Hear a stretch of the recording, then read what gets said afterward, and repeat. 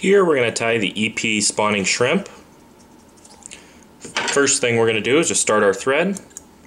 Then we're going to take a pair of eyes, and this fly can be tied with either bead chain or brass lead eyes.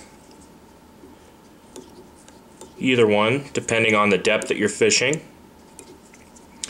If you use the lead or the brass eyes, you're going to be obviously fishing a little deeper in 3-4 feet of water.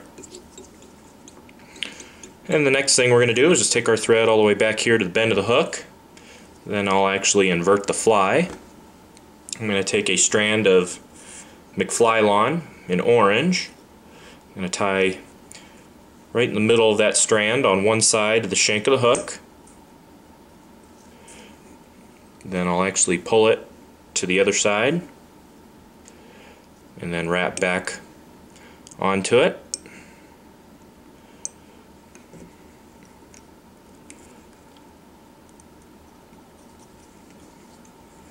Then I'm going to trim this piece of McFlylon about the length of the shank of the hook. If you want, you can kind of rough it up and taper it a little bit so that it's not such a blunt cut.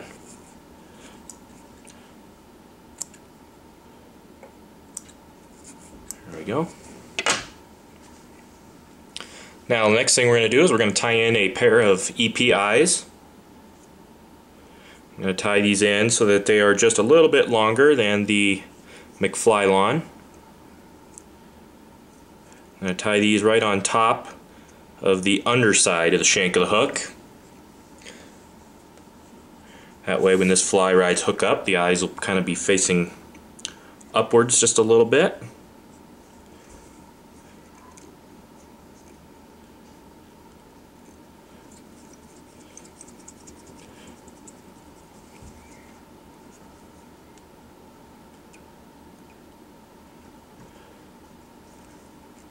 And if you need to even them up a little bit, looks like I need to do just a hair of evening here.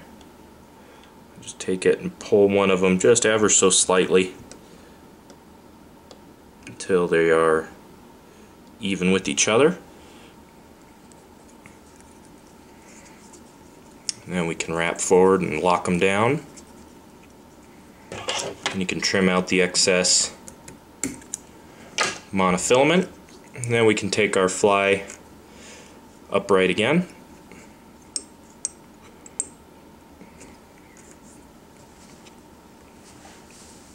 Now the next thing we're going to do is we're going to take a pair of crazy legs, and you want to match the color that you're tying. So we're going to be tying the transparent shrimp, or the ghost shrimp. So I'm going to use a pair of clear or peppered crazy legs. I'm going to tie each of these, the pair of them, right in the middle of the pair of legs on one side of the shank of the hook. Then I'll take a few wraps forward and I'll pull the other side of the pair to the other side of the shank and then wrap down the shank to the back. So I'll end up with 2 legs on each side of the fly. Then we're going to trim these legs so that it is roughly twice the length of the shank of the hook. Then I'm going to take 2 strands of black crystal flash for the antenna. I'm going to double them over, so I'll end up with 4 total strands. And then I'm going to tie these right on top of the shank and take that all the way back to the bend. Then I can trim out the excess, and we're going to trim these antennae about 1.5 times the length of the legs, about 1 inch past the legs. Then we're going to take a white or a clear EP shrimp dub brush, and we're going to tie this in right at about the halfway point of the fly.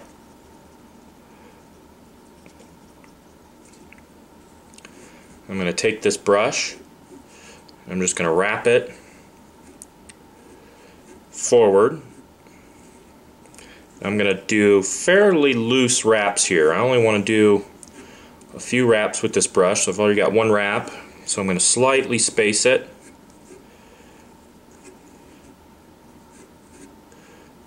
There's a second one.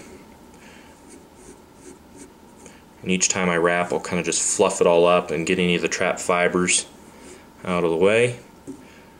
There's three, and I'll do kind of one last one right up here, almost a half of one right up by the collar.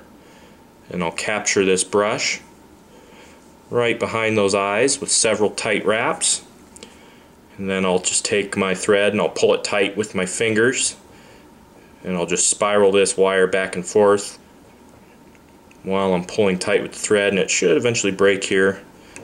This one's being a little stubborn. If you have a bad pair of scissors, you can also use your scissors. Oop, I just broke the wire, so now all I have to do is just trim out the material. You just don't want to use your good scissors cutting through that wire. Then we're going to take our thread to just in front of the eyes, and then we're just going to stroke all this fiber backwards. And if we need to real quick, if we got a few trapped fibers, we can brush those out of there. Sometimes when you wrap it, they'll get caught.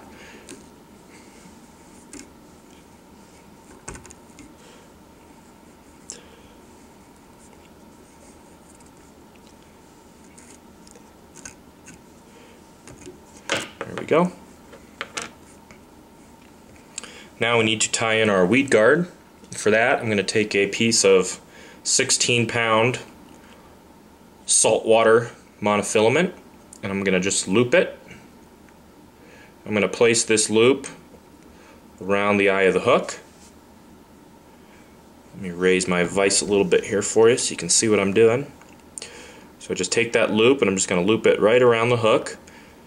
And I'm going to leave just a half an inch or so sticking out of the top, and I'm going to do 2 loose wraps around the shank of the hook and also that monofilament. And I'll wrap a couple more times. And what I'm going to do is just take that and pull it upwards. And then I'll lay down more wraps behind it. This will force that monofilament to stand straight up. Then I can trim the monofilament so that it's just a little bit longer than the point of my hook.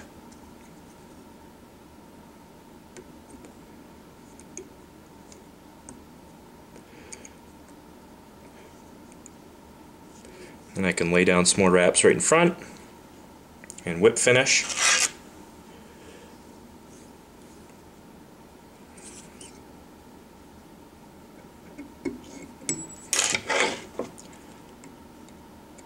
Trim out your thread. If you have a few straggling fibers here, I usually trim those out. There's always a few pieces. Kind of get a bad hair day and don't cooperate. So you can just trim those right out of there. And last thing to do is to take our Zap-A-Gap. Just put a little right in front of that weed guard, then all around our dumbbell eyes.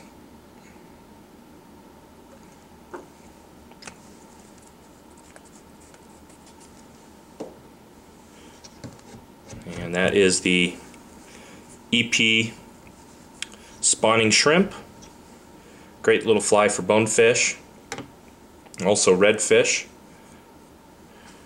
And it'll sleek down once it gets wet. It's a little poofy here because it's dry. It will essentially ride like so in the water. See all the antennae there. And you can find all the materials for this fly on our website, intheriffle.com. If you're watching this via YouTube, there is a link right below the video in the description that you can follow to our website. There you'll find all the recipe information as well as the materials for the fly right there on our webpage. That is the EP spawning shrimp.